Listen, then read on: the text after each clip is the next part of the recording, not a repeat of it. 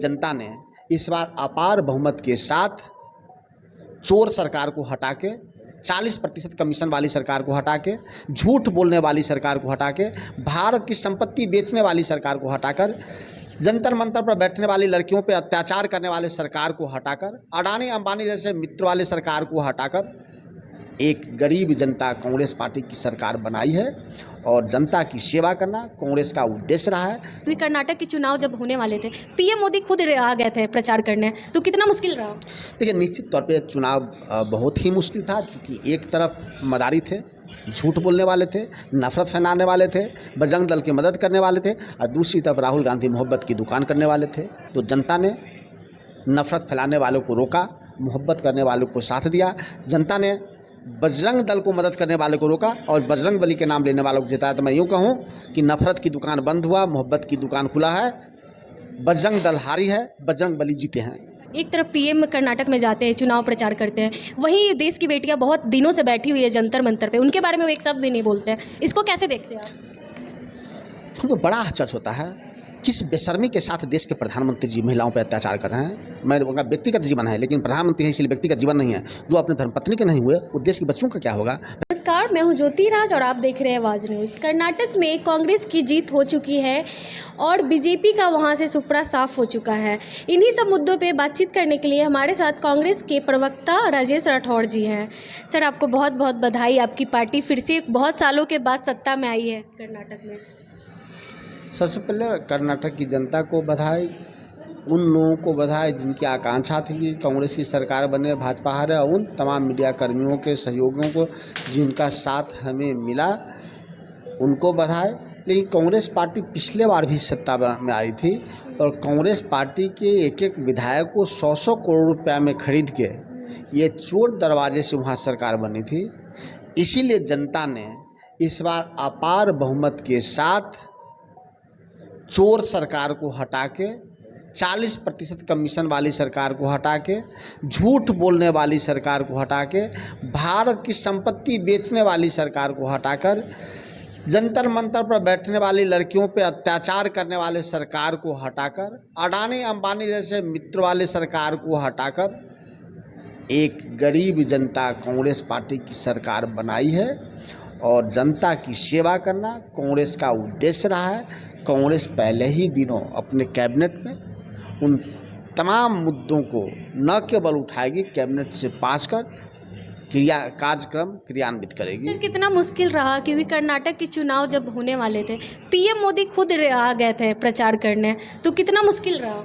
देखिए, निश्चित तौर पे चुनाव बहुत ही मुश्किल था, क्योंकि एक तरफ मदारी थे, झूठ बोलने वाले थे, नफरत फैलाने वाले थे, बजरंग दल की मदद करने वाले थे, और दूसरी तरफ राहुल गांधी मोहब्बत की दुकान करने वाले थे।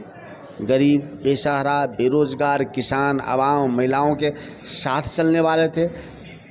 कन्याकुमारी से कश्मीर तक की जो पदयात्रा की थी, उसमें से 550 किलोमीटर की यात्रा उन्होंने सिर्फ और सिर्फ कर्नाटका में की थी। इस पे हमें चुनाव लड़ना था, तो जनता ने नफरत फैलाने वालों को रोका, मोहब्बत करने वालों को साथ दिया।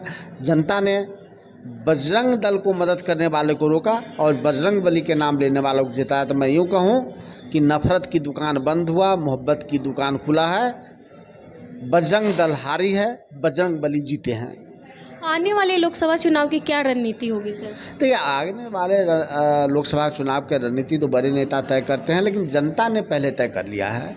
चूँकि नेता चाहे जितनी रणनीति बना ले, अगर जनता की इच्छा नहीं होगा तो आप कुछ नहीं कर सकते। लेकिन जनता ने मन बनाया है कि उन्हें राहुल गांधी जी के साथ चलना है, उन्हें नरेंद्र मोदी जी के साथ नहीं चलना है। क्योंकि नरेंद्र मोदी जी पहले देश के प्रधानमंत्री हैं जो अपने किसी वायदे पे पूरा नहीं उतरे हैं। देश के पहले प्रधानमंत्री हैं जो झूठ बोलते हैं, जो लाल किला के प्राचीर से झूठ बोलते हैं। उन्होंने लाल किला से बोले थे कि 2022 में सबको पक्का मकान हो जाएगा। क्या आप दिखाई देता है वो सबको पक्का मकान हुआ? पटना में झुग्गिया झुग्गी आपको दिखाई दे रहा होगा, गांव तो छोड़ दीजिए।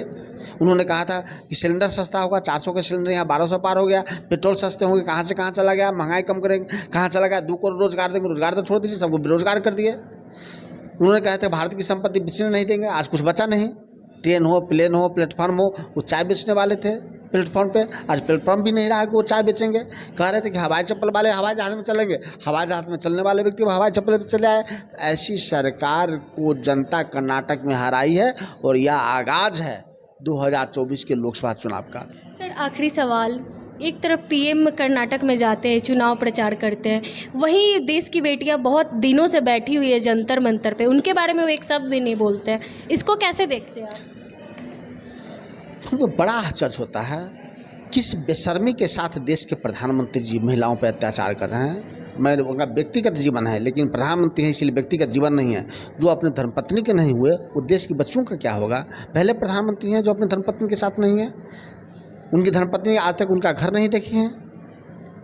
ऐसी क्या गलती की है आप बताएं कि मेरे माता पिता लग रहे हैं, हमें अच्छा लगेगा क्या? वो बोलते हैं देश की सेवा करेंगे, हम फकीर हैं, झोला उठा के निकल लेंगे। जनता जाने देगी? सब संपत्ति बेच के चले जाएंगे, जनता जाने देंगे? बॉर्डर पर बॉर्डर सिक्योरिटी फोर्स है। अब बॉर्डर सिक्योरिटी फोर्स नहीं रहेगा तो किसानों की तरह जैसे पंजाब में कह रहे थे, किसान पूरे देश का, नौजवान पूरे देश का बॉर्डर पे खड़ा हो जाएगा, उनको झोड़ा लेके जाने नहीं देंगे। अडानी अंबानी भाग भी जाएंगे तो नरेंद्र मोदी को भागने नहीं देंगे। एक एक हिसाब भारत की जनता उनसे चुकता करेगी। क्या बताइए 2 करोड़ रोजगार कहाँ है, अर्थव्यवस्था कहाँ है, नोटबंदी के फायदे क्या हैं, जीएसटी के फायदे क्या हैं, कितने आपने पीएसयू को बेचा है, कितने प्लेटफॉर्म को बेचा है, कितने बीएसएनएल को आपने बेचा है, या बेचे हैं तो संपत्ति गया कहाँ है, आपने अर्जित क्या किया है। तो हमारे पूर्वज जो कमाए थे उसको नरेंद्र मोदी जी कमा रहे हैं। जिस तरह गांव में एक गैर जिम्मेदार आदमी अपने पूर्वजों की संपत्ति को बेचकर शौक मौज में मस्त रहते थे और कहते थे मेरे पूर्वज क्या किए, बाद में सारा संपत्ति बिक जाता था। उसी प्रकार नरेंद्र मोदी जी नेहरू जी की कमाई, इंदिरा जी की कमाई, राजीव जी की कमाई, नरसिम्हा राव जी की कमाई, बीपी सिंह चंद्रशेखर जी से लेके वाजपेयी जी, मनमोहन सिंह तक की कमाई को इन्होंने बेचने का काम किया है। जनता इनको सबक सिखाएगी। आने वाले चुनाव में मोदी लहर काम नहीं करेगा। काय का लहर फ्यूज हो गया, कोई लहर हुआ है क्या? वो जब जनता पे वो कहर बरसा रहे हैं तो लहर कहाँ है? उनके कहर से जनता को बचना है, अब लहर कहाँ है? वो तो सबको कहर बरसा रहे हैं। आपने नोटबंदी नहीं देखा? आपका पैसा आप लाइन में लगे हुए हैं। आपने कोरोना काल में देखा कि प्लेन बंद कर दिए बिना समझे। तो जो नेता, जो राष्ट्राध्यक्ष अपने जनता पर कहर बरसाएगी, जनता अपने बैलेट से, अपने बैलेट के लहर से उससे कहर बरसाने वाले नेताओं को दरकिनार करेगी। तो चलिए, हमारे साथ कांग्रेस के प्रवक्ता राजेश राठौड़ जी हैं। आपने सुना कर्नाटक चुनाव के दौरान पीएम मोदी ने वहां चुनाव प्रचार में कोई कमी नहीं छोड़ी। ऐसा लग रहा था कि मोदी लहर से कर्नाटक चुनाव बीजेपी जीत जाएगी, लेकिन इसका उल्टा हो चुका है और कांग्रेस वहां सत्ता में आ चुकी है। बाकी आपकी क्या प्रतिक्रिया है, कमेंट करके ज़रूर बताएं। धन्यवाद।